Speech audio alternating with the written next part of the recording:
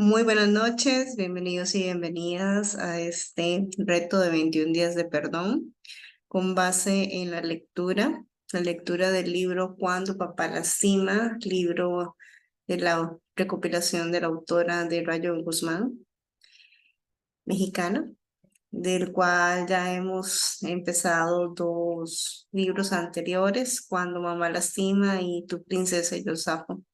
Entonces, por acá estoy contenta y agradecida de que estés acá, de esta oportunidad de sanar, de esta oportunidad de cambiar la visión sobre las historias de nuestros padres, en específicamente de papá. Yo espero que esto sea una gran contribución para ustedes, que pueda llegar para muchas otras personas más. Este trabajo tan hermoso que hace Rayo Guzmán junto con los ejercicios de liberación emocional que dirijo al final de cada lectura. Todas las noches nos vamos a reunir por los próximos 21 días. Leeremos una de las historias de este libro y haremos una reflexión y una meditación especial para liberar emociones, llegar al concilio, reconectar con nuestra paz. Entonces, gracias por estar aquí. Te invito a que cierres tus ojos y a que tomes unas respiraciones profundas. De esta manera siempre vamos a iniciar. Entonces, inhala profundo, exhala. De nuevo, inhala profundo, exhala.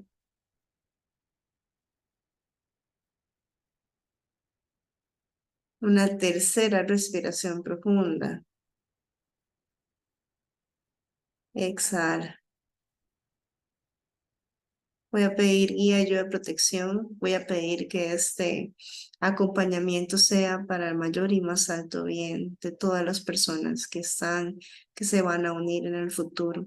Que esto pueda llegar a muchísimas personas que puedan liberarse, puedan sanar, puedan perdonar, puedan transformar sus corazones, puedan aligerar el peso de las cargas que van llevando, puedan ayudarnos a entender, a comprender, a tener compasión, pueda también ayudarnos a guiar nuestras vidas en rumbos diferentes para poder ser libres.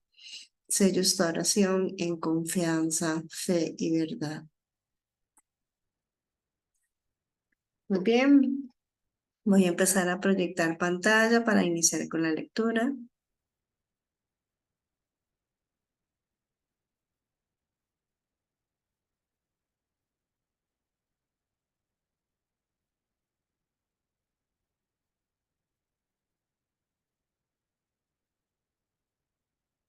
Y inicia así. El sueño del héroe es ser grande en todas partes.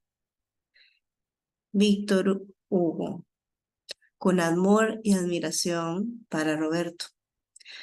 Para todos los padres del mundo que por ignorancia, inconsciencia, amor o desamor lastiman a un hijo, a una hija, a veces sin darse cuenta.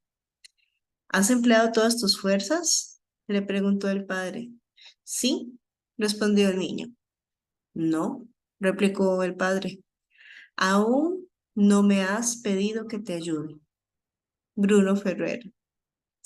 Durante los últimos 5 años de mi vida me he dedicado a contar historias a través del relato breve. El ejercicio literario ha dado a luz a 3 libros que han logrado conectar emocionalmente con distintos públicos. Regalos para toda ocasión. Se ha convertido en el libro de experiencias femeninas que acuden a las lectoras para resucitar la llama de la esperanza, motivarse y creer en sus talentos y virtudes cuando se sienten desfallecer. Tu princesa y yo sapo. Mi libro tributo al género masculino, donde han quedado plasmadas las vivencias emocionales de muchos varones que se atrevieron a abrir su corazón y nos permiten conocer qué sucede con ellos después de que besan a la princesa. Cuando mamá lastima.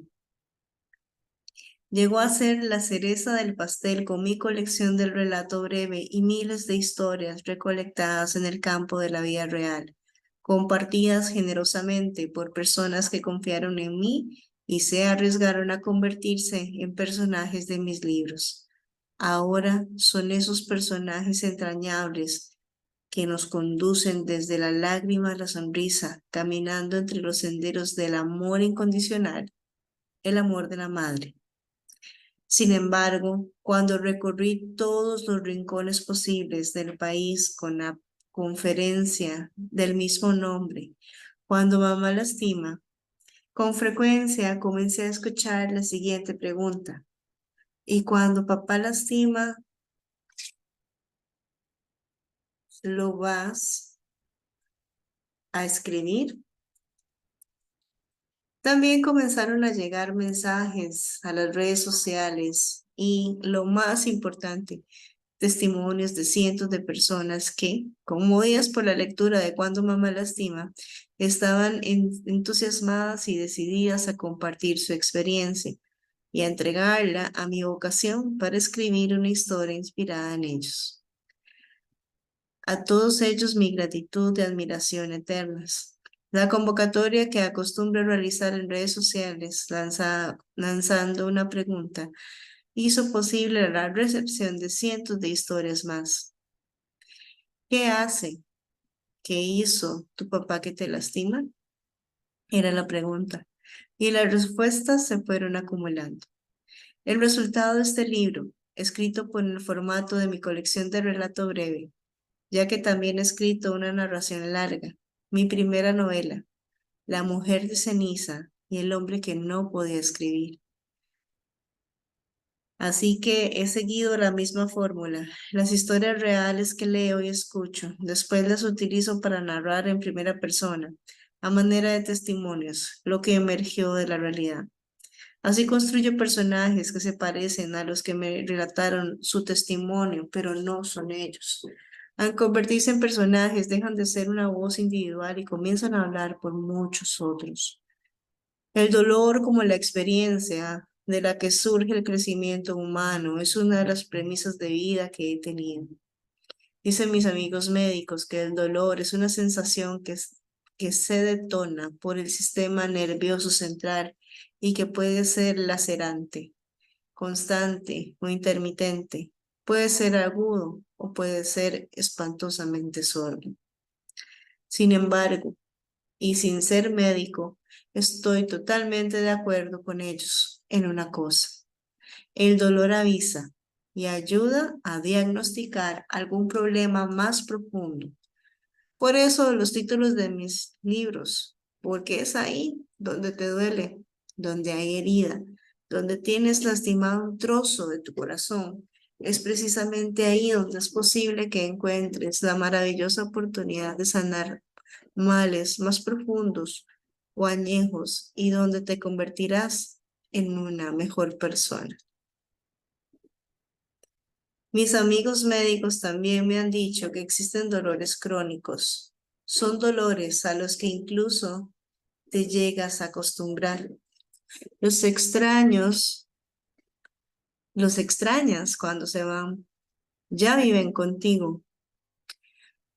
Así tienden a ser las heridas provocadas por nuestros padres, porque son antiguas. Algunas a veces las negamos, otras las escondemos tras vendajes, algunas muy bien elaboradas. Alimentamos por el ego, otros no tanto, alimentados por un victimismo inútil y tratamos de fingir que todo se ha superado y que forma parte de un pasado.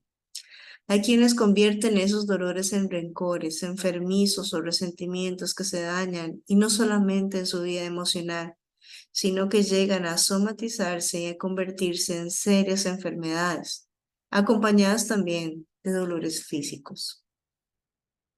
Y sí, efectivamente, papá es una figura que a veces lastima. La figura paterna es muy importante para el conveniente desarrollo del ser humano. Sin embargo, considero que al ser la figura de la madre una figura tan poderosa en lo psicosocial, el rol del padre en determinados entornos culturales se ha desvalorizado. Las mujeres hemos luchado años por nuestros derechos, por el reconocimiento de nuestros talentos y posibilidades humanas, y por conseguir espacios de desarrollo distintos a la cocina o a amamantar a un crío. Considero que todo esto también ha tenido un efecto inesperado y tal vez colateral. Mientras se iluminaba lo femenino, se ensombrecía lo masculino. El precio a pagar por tanto tiempo de dominación masculina. De este modo, podemos constatar que en la actualidad el varón se siente desubicado en pretender conquistar a una mujer del siglo XXI, en quien nada se parece a su madre, ni a su abuela, ni a sus distintos discursos cotidianos. Dice directa o indirectamente, yo no necesito de un hombre para ser feliz. La palabra padre proviene del latín pater, patris, cuyo significado es patrono, protector, defensor. Y tenemos que reconocer que la influencia que tiene la figura paterna en la construcción psíquica de un ser humano es innegable. Un padre transmite identidad, disciplina, vitalidad a la personalidad del hijo. El padre contemporáneo tiene características que tal vez para sus antecesores serían el mundo femenino, como colaborar en las labores domésticas e incluso en algunas penosas, como que la mujer tenga un mejor puesto laboral o ingresos económicos mayores que los del varón. Algunas veces podemos encontrar en el discurso de lo familiar que la figura del padre es intercambiable. Mi hijo no necesita un padre porque tiene mucha madre. La sensación de que el padre es prescindible, la idea de que en el fondo no es tan necesario para el adecuado desarrollo del niño, se dispersan entre lo social e incluso en teorías que hablan de que el núcleo familiar está constituido por la relación madre-hijo.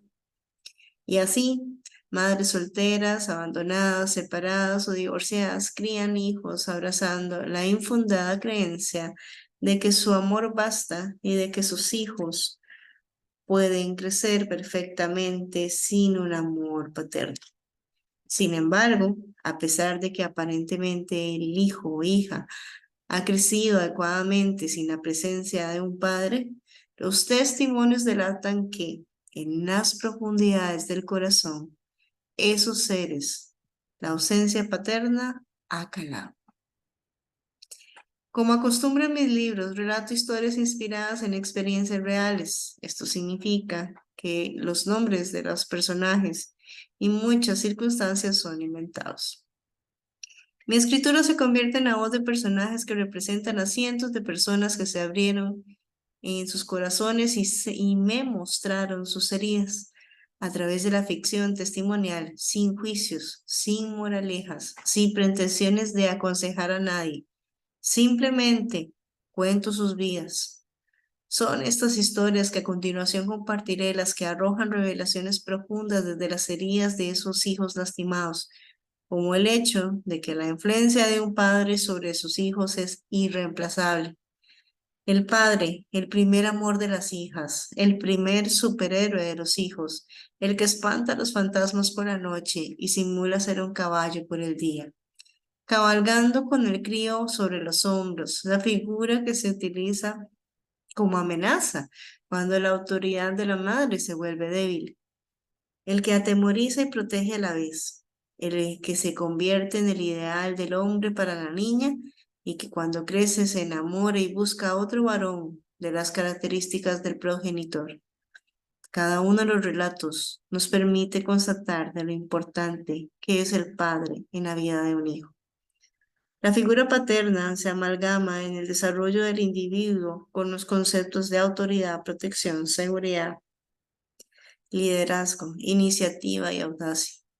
Por otro lado, los conceptos de infantilismo e inmadurez crónica están relacionados con la ausencia de la figura paterna. Sin embargo, los seres humanos somos posibilidad permanente. Cualquier herida en nuestros corazones puede ser sanada y transformada en la fuente de fortaleza e inspiración para una mejora continua de nuestra calidad como personas. El sendero del perdón se transita cuando se comprende, porque la comprensión es en una de las manifestaciones más luminosas del amor, ese amor que todo sana, que todo cura, que todo alimenta, que alimenta lo mejor de nosotros mismos. Primer relato con ella. Ese es el nombre. No es la carne y la sangre, sino el corazón, lo que hace a los padres e hijos. Lo que voy a contar lo he escrito escondido debajo de mis resentimientos más profundos y de mis recuerdos más dolorosos. No obstante, he decidido sacarlo de ahí y ponerlo en palabras, porque es una manera de limpiar ese espacio sucio de mi corazón. Donde hay heridas sin sanar, se corre el riesgo de heredar ese dolor. Y ahora que nació mi hija, he decidido liberarme de ese peso para que ella no reciba mis resentimientos inútiles que le hagan recorrer el camino de la existencia con cargas que no le pertenecen. Por eso hablaré de él, de mi padre. Hace 8 años lo enterré vivo en mi memoria. No quise volver a saber de él. Han sido 8 años de llorar bajo la regadera para que nadie me escuche, de caminar por las mañanas acompañada de mi perro mientras lágrimas inconscientes resbalan por mis mejillas. 8 años de preguntarme una y otra vez por qué hizo lo que hizo y con quién lo hizo. Por eso he decidido dar fin a todo esto.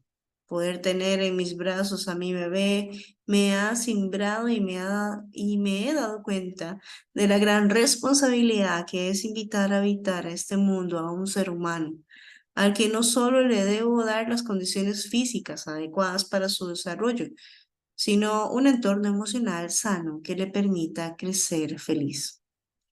Hace 32 años mi padre, Mauricio Grajales, me tomó de sus brazos por primera vez.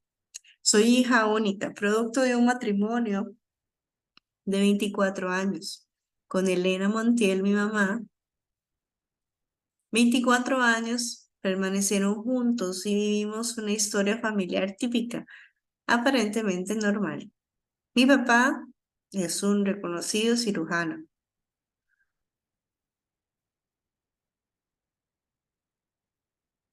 especializado en la columna. Vivimos siempre en una casa heredada de mi abuelo paterno, en una de las colonias de clase alta de la capital del país. Estudié en colegios caros y vestí ropa fina. No supe lo que era un no de su parte. Mis caprichos o mis antojos eran cumplidos. Era su consentida, su muñeca, como él me decía. Crecí sentada sobre sus piernas mientras escuchaba música clásica en su despacho o en su consultorio, caminando por los pasillos del hospital privado del cual era socio, sintiéndome la princesa del doctor Grajares, la dueña del mundo, y creciendo bajo el manto protector de ese hombre guapo, talentoso y admirado. Mi madre es una mujer que se dedica hasta el día de hoy mucho tiempo a su cuidado personal y es activa en la sociedad. Su vida pasa entre la peinadora, los desayunos altruistas con sus amigas, la mayoría de esposas de médicos conocidos por mi padre. Nuestro mundo era poco complicado. Había un padre que era exactamente proveedor exitoso y una madre sofisticada y educada para ser la compañera de un hombre como él.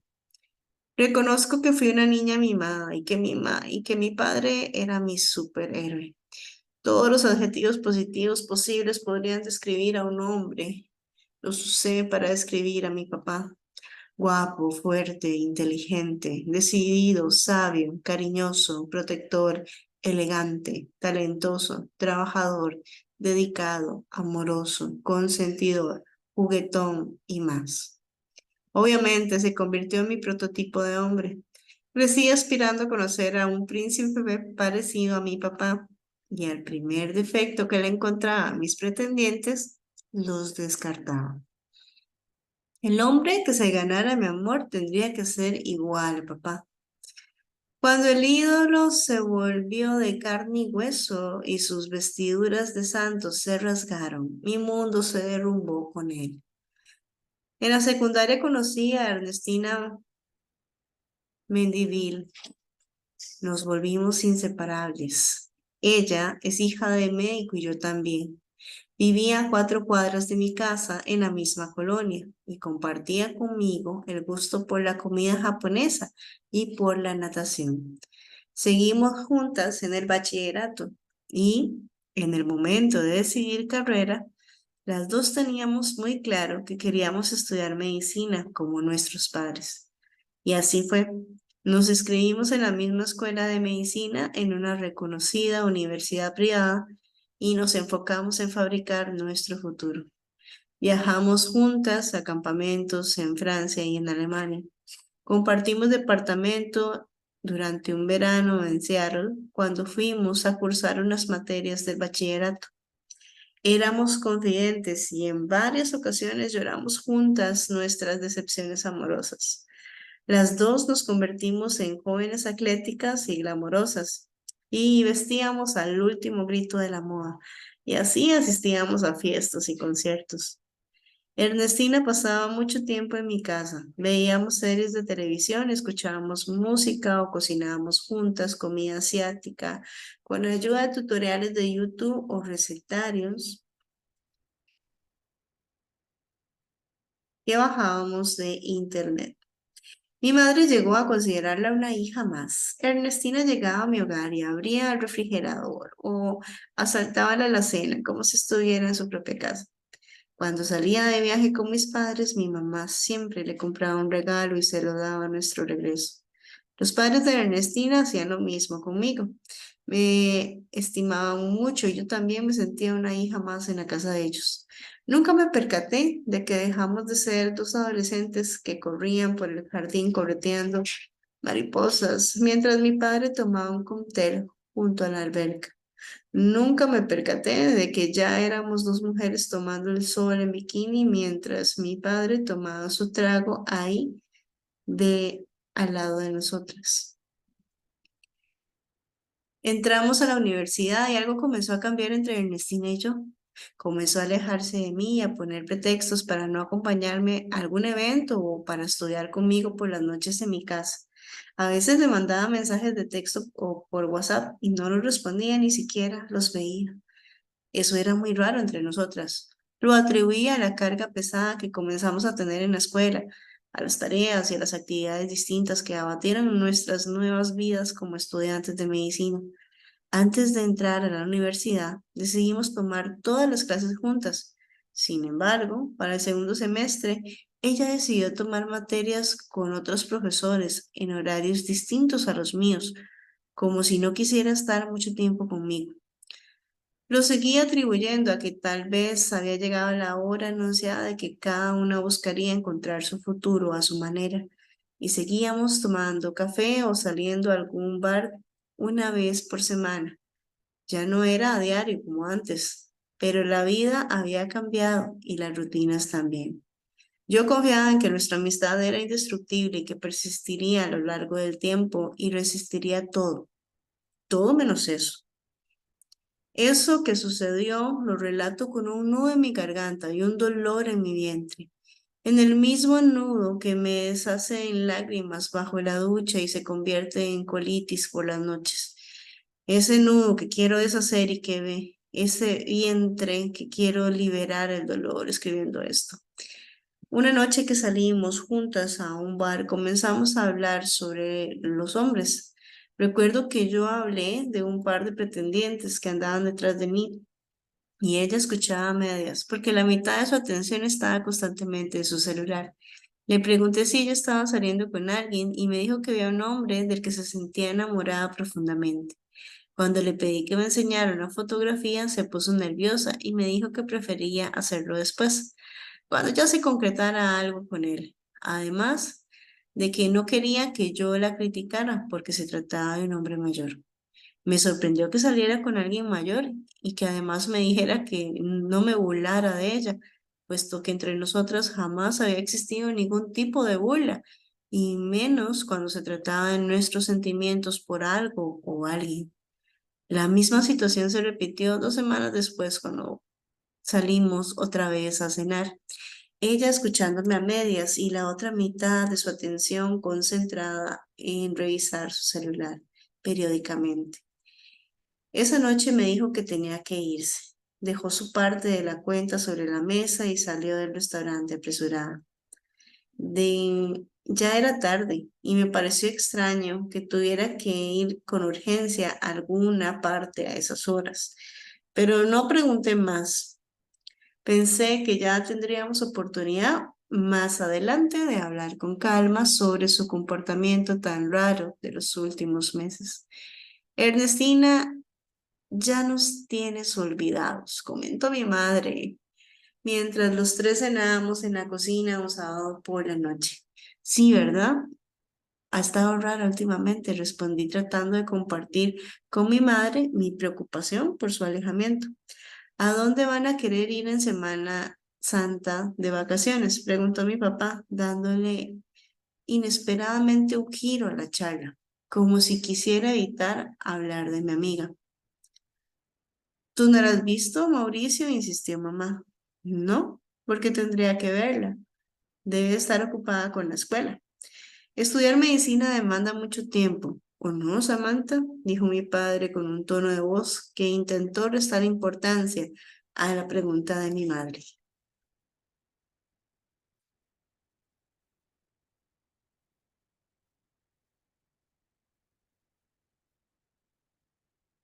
Asentí con la cabeza y me levanté de la mesa. Estaba cansada y tenía sueño. Esa noche no pude dormir bien. Algo se había instalado en mis entrañas, como si mi sexto sentido me hubiera inoculado un misterioso temor. Una enigmática sospecha se había incrustado en mi vientre. Un par de semanas después vi en Facebook de Nercina una selfie que se tomó el, en el anterior, en el interior del vehículo. Me llamó la atención el respaldo del auto. Era idéntico al respaldo del automóvil de mi padre. Y ese auto era único. Se trataba de un Audi TT que él mismo mandó a tapizar con una armadura piel gris con remache rojo en las orillas, algo poco común. La sospecha se alimentó de golpe y me puse a stalkearla.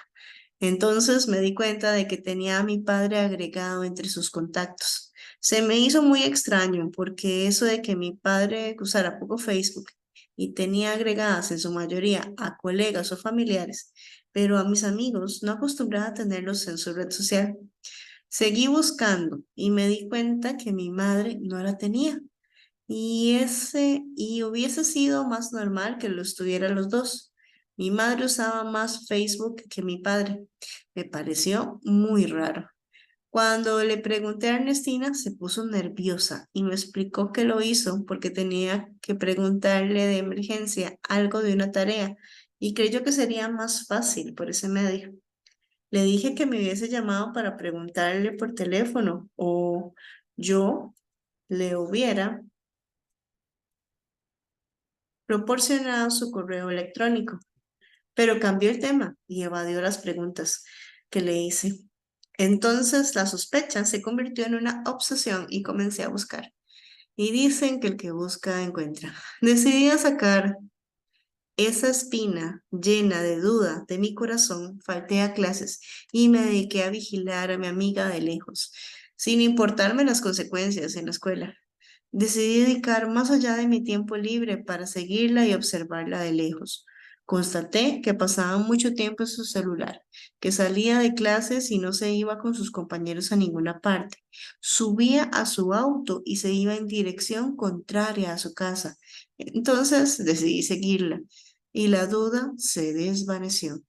Se detuvo fuera de un edificio de apartamentos en la colonia Roma, un edificio que yo conocía a la perfección porque dos de los departamentos eran propiedad de mi papá. Tuve que irme de ahí, pero me di a la tarea de llegar al fondo del asunto, deshacer la madeja de interrogantes que agobiaban mi cerebro desde la tarde. Llegué a casa, me puse a buscar las llaves del edificio. Encontré también copias de llaves de dos departamentos en la propiedad de la familia. Así fue como los descubrí. Tenía 3 días después, volví a seguirla hasta el edificio y entré después de ella. Por el número de piso en el que se detuvo su elevador, supe a cuál de los dos iba. Subí y los encontré, desnudos en la cama, revolcándose encima de mi dolor, de mi confianza y de mi amor por los dos. Mauricio Grajales cayó del pedestal donde lo puse. El ídolo se derrumbó. Al superhéroe se le cayó la capa. El dolor fue profundo y lacerante. Mi padre destruyó mis recuerdos felices de infancia, de adolescencia. Destruyó mi amistad con Ernestina. Hoy que escribo esto, no sé si realmente puedo llamar a mi amiga a alguien que hace lo que ella hizo. No tuvieron tiempo de vestirse antes de que yo saliera de ahí, con el corazón desgarrado. Vagué por la ciudad durante horas en el auto, llorando sin consuelo y sin rumbo. No quería llegar a mi casa, no quería llegar a ver a mi madre. Imaginaba el sufrimiento de ella al enterarse de lo que había entre Ernestina y mi padre. Me enamoré, nos dijo con voz llena de determinación. Mi madre y yo estábamos sentadas frente a papá en el salón principal de la casa. Por primera vez en mi vida vi a mi madre perder la compostura y dar gritos llenos de dolor, insultando a mi padre con palabras que desconocía que ella usara. Jamás la había escuchado utilizar semejantes expresiones. Qué poco hombre, hijo de puta. Fue una noche oscura en la que la penumbra de esa sala vimos desbaratarse la historia de la familia perfecta y observamos a mi padre como una bestia que sucumbía ante los mandatos del deseo y de la carne. Con ella, con mi mejor amiga. La mansión Grajales se vendió y mi madre se fue a vivir a un penthouse en las Lomas. Yo me fui a terminar mi carrera al extranjero. Ernestina abandonó la universidad y se casó con mi padre. Y la vida siguió, porque así es la vida, no se detiene y el tiempo es su aliado más valioso, porque diluye los hechos y convierte en imágenes borrosas los recuerdos dolorosos. Pero los recuerdos habitan en la memoria del corazón. Mientras hacía el internado, conocí a Juan Pablo, un argentino amable con agallas, decidido a convertirse en un gran cirujano pediatra. Yo me incliné por la medicina interna. Decidimos casarnos al año de noviazgo y hasta el momento siento haber tomado una de las mejores decisiones de mi vida. Ha sido Juan Pablo el que me ha hablado de lo importante que es para mí perdonar a mi padre. Ahora que nació nuestra hija, siento que ha llegado un momento de escribir nuevos capítulos en el libro de mi alma. Mi niña tiene derecho de conocer a su abuelo y a ella, a Ernestina, porque aunque me duela, es la mujer de mi padre que eligió para reinventarse. Ahora que soy esposa, entiendo que tal vez la relación con mi madre no era tan buena como la que ellos aparentaban. O tal vez es una historia más del hombre maduro que cae rendido ante la carne joven. No lo sé. Solo ellos saben en el fondo qué había en las entrañas de su matrimonio. Y solo mi padre sabe lo que lo llevó a elegirla a ella, precisamente a ella, a mi mejor amiga. Con el paso de los años nos hemos enterado por otras personas o por familiares de que llevan un matrimonio feliz. Ernestina dio a luz a un varoncito hace 4 años. Se la pasan juntos y ella acompaña a mi padre a todas partes. Ella es la que ha estado a su lado cuando ha recibido reconocimientos o cuando ha estado enfermo. Juan Pablo me dice que si fue mi amiga tantos años, no debe ser mala persona. Y que mi padre tampoco. Que así son las historias inesperadas del destino. Y que aunque haya dolido, así tenía que ser. Mi madre también ha empezado a rehacer su vida. Tiene un novio alemán que le ha vuelto a hacer sentir como un adolescente. Se ha pintado el cabello y ha regresado al gimnasio. Ha vuelto a sonreír. He sido yo la que me he estado meciendo en el columpio del rencor todos estos años y me ha llegado el momento de bajarme. Me abrió la puerta Ernestina. Vestía un traje de sastre de lino con un cabello corto. Se le llenaron los ojos de lágrimas cuando me vio. Me dio un temeroso abrazo al que respondí con recelo. Y detrás de ella apareció él, con más años, con más canas, más delgado, igual de guapo, con la misma sonrisa encantadora que mataba mis miedos por las noches, cuando le tenía miedo a la oscuridad. Me abrigó en un abrazo en el que sentí una mezcla de ternura y dolor, como si ese silencioso contacto físico me dijera, yo también sufrí, a mí también me ha dolido. Detrás de mí, Juan Pablo, cargando a nuestra hija. Entonces vi a mi padre dirigir la mirada hacia ellos y sus ojos se llenaron de agua. Los abrazó en uno, solo para después pedirle a mi esposo que le cediera a la niña. Tomó a mi hija en sus brazos y se sentó en el sillón. La besó 1000 veces en un minuto, como si en cada beso quisiera recuperar a su propia hija, esa a la que la traición alejó de su corazón. Lo vi mirarla como el feligrés que observa con devoción a Jesucristo, con su amor desmesurado de abuelo. Y entonces se desbarató mi rencor. Lo escuché sollozar y repetir una vez más, gracias, hija, gracias, gracias, gracias. Maura hoy cumple 6 meses y su abuelo viene a verla cada semana. A veces viene solo y otras lo acompañan en Ernestina. La puerta de mi casa estará siempre abierta para mi padre y su nueva familia, porque le he cerrado la puerta al rencor, porque quiero irme de porque quiero ser libre de espíritu y crear a mi hija como en el amor. Mi madre ha comprendido porque ella se ha vuelto a enamorar y también vive una época de reconciliación con la esperanza. He podido convivir con Ernestina en paz, sin intercambiar frases de reproche, siendo cordial. Nuestra amistad nunca se recuperará de algo así, pero la he perdonado porque sé que jamás volveremos a ser amigas que un día fuimos. Ese día que mi padre tomó entre sus brazos a mi hija y vi el amor desbordarse hacia ella en sus ojos, recordé lo mucho que mi padre me ama.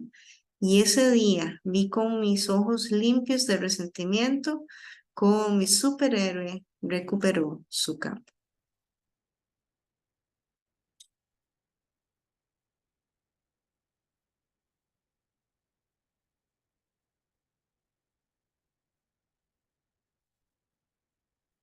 Bien, esa fue la primera historia de cuando papá lastima. Vemos el dolor de una hija que la traición de su padre lo hace vivir años de resentimiento. Años de resentimiento y el dolor, el tener una aventura con su mejor amiga y luego comunicárselo a su madre, ¿no? Y a ella, decir que se ha enamorado, de que este sea el fin de la familia, ujú, y él volverse a casar con su mejor amiga y tener un hijo. Ujú. Esta historia también nos habla de la reconexión fuera del dolor, ¿no? Y todos los desafíos. Habla también de la reconexión con la esperanza, en el ejemplo que ella pone con su madre, quien se vuelve a reconectar con la vida al volverse a enamorar de otra persona y volver a sonreír y a ser feliz. Ok. Y también desde el lado como hija, hay un momento en donde una de las reflexiones que hace es, solo ellos sabrá lo que sucedía realmente la profundidad de su matrimonio. Tal vez no se llevaban tan bien como aparentaban, no se llevaban tan bien como fingían públicamente. Y eso es una de las cosas que le ayuda a ella a conciliar consigo misma. Pues al final también aclara, ¿verdad?, de que el poder escribir esto, el poderse liberar de esto, lo hace motivada en su hija, en poder brindarle a ella no solamente lo material que necesita un hijo para ser feliz, sino también la oportunidad de conocer a su abuelo. Y para eso lo podía hacer, ¿verdad? Liberando el dolor que tenía, que se había callado por varios años llorando bajo la ducha y caminando con el perro mientras lloraba, y poder ir soltando ese resentimiento. La mamá rehizo su vida, pero a ella le tocó sostener esas heridas de traición y amargura por más tiempo, hasta que decide conscientemente, con la oportunidad de su matrimonio y de su hija, poderse liberar de su corazón, de ese peso grande. Entonces, le voy a invitarlos a cerrar sus ojos, a respirar profundo y vamos a hacer un llamado a la esperanza, un llamado a la observación de aquello que resentimos y que guardamos. Puede ser de nuestro padre, de nuestra madre, de cualquier otra persona. Que este ejemplo de perdón y concilio se replique en nosotros,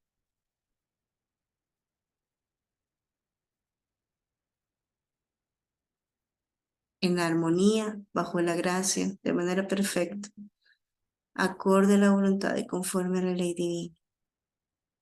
Gracias, gracias, gracias. Inhalamos profundo, exhalamos y bueno, nos vemos mañana para la segunda historia. Inviten a las personas que piensen que esto les puede ayudar. Siempre podemos ser un mensajero de una información que ayude a alguien más. Y nos vemos mañana, 8:30. Que pasen muy bonita noche.